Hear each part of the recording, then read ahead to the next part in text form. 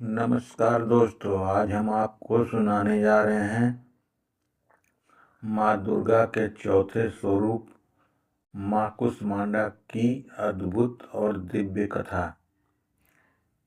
हिंदू धर्म में नवरात्रि के चौथे दिन माँ कुष्मांडा की पूजा की जाती है।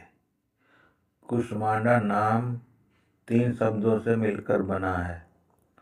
कु यानी थोड़ा, ऊष्मा यानी ऊर्जा और अंड यानी ब्रह्मांड, अर्थात वो देवी जिसने अपनी हल्की सी मुस्कान से पूरे ब्रह्मांड की रचना की।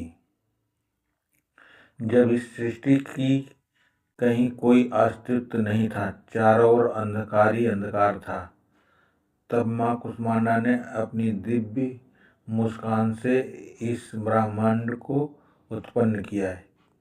यही कारण है कि उन्हें आदि शक्ति और सृष्टि की जननी कहा जाता है। माँ कुष्मांडा का निवास सूर्यलोक माना जाता है। वो इतनी तेजस्वी हैं कि सूर्य के भीतर निवास करने की शक्ति केवल उन्हीं में है। उनकी आभा और तेज सूर्य के समान चमकदार है और वो पूरे संसार को ऊर्जा प्रदान करती हैं। माँ कुष्मांडा को अष्टभुजा देवी भी कहा जाता है, क्योंकि उनके 8 हाथ हैं। उनके हाथों में कमंडल, धनुष, बाण, कमल, अमृत कलश, चक्र, गदा और जप माला होती है। उनका वाहन सिंह है, जो शक्ति और साहस का प्रतीक है। एक बार देवताओं और मनुष्यों पर संकट छा गया। असुरों ने तीनों लोकों में आतंक मचा रखा था। देवता असहाय होकर माँ कुष्मांडा की शरण में गए।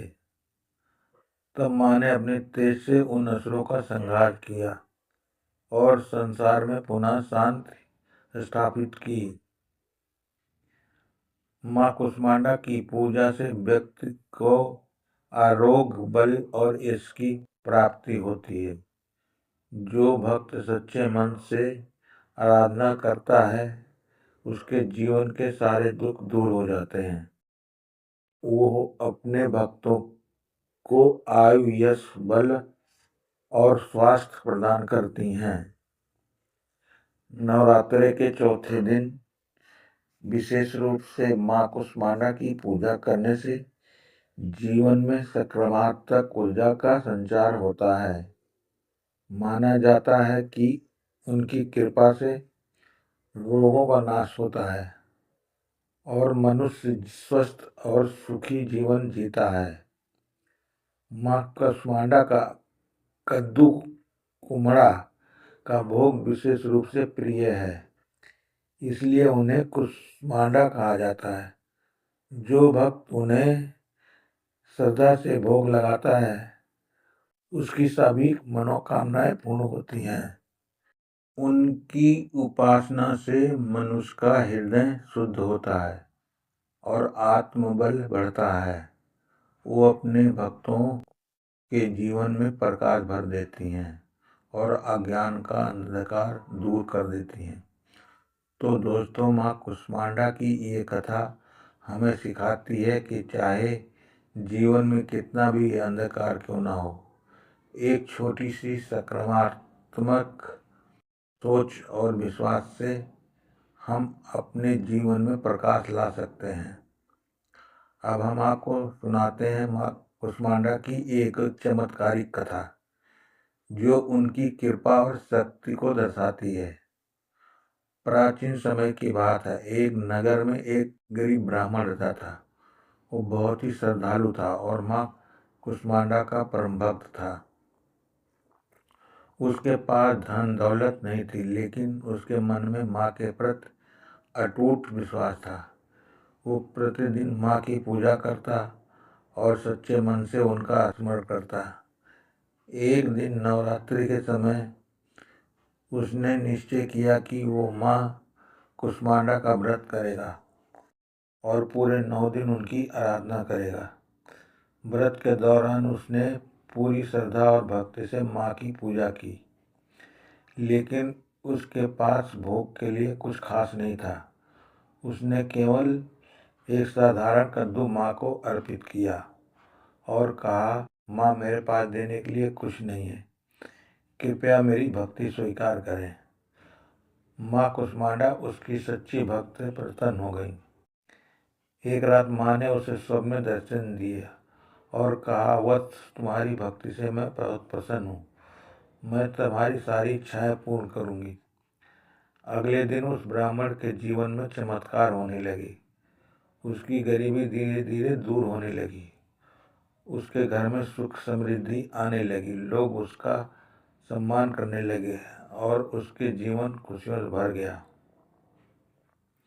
लेकिन ब्राह्मण ने कभी अपने अहंकार को बढ़ने नहीं दिया। वो हमेशा माँ कुष्मांडा का आभार व्यक्त करता रहा और उनकी सेवा में लगा रहा है। एक दिन राजा ने उसे अपने दरबार में बुलाया। उसकी बुद्धिमानी और सादगी से प्रभावित होकर उसे अपना सलाहकार बना लिया। अब वो ब्राह्मण पूरे नगर में सम्मानित व्यक्ति बन गया। इस कथा से हमें ये शिक्षा मिलती कि सच्ची भक्ति और श्रद्धा से माँ कुष्मांडा अपने भक्तों की हर मनोकामना पूर्ण करती हैं। वो अपने भक्तों को कभी निराश नहीं करती। माँ कुष्मांडा की कृपा से जीवन के सभी कष्ट दूर हो जाते हैं, सुख समृद्धि का वास होता है। इसलिए हमें सच्चे मन से उनकी पूजा करनी चाहिए और उनके प्रति अटूट विश्वास रखना चाहिए। नवरात्रि के पावन अवसर पर माँ कुष्मांडा की आराधना करने से विशेष फल की प्राप्ति होती है। उनके मंत्र ओम देवी कुष्मांडाए नमः का जाप करने से जीवन में सकारात्मक ऊर्जा का संचार होता है। तो दोस्तों, अगर आप भी अपने जीवन में सुख शांति और समृद्धि चाहते हैं तो माँ कुष्मांडा की पूजा अवश्य करें। उनकी कृपा से आपके जीवन के सभी दुख दूर हो जाएंगे। तो भक्तों, ये थी माता कुष्मांडा की कथा।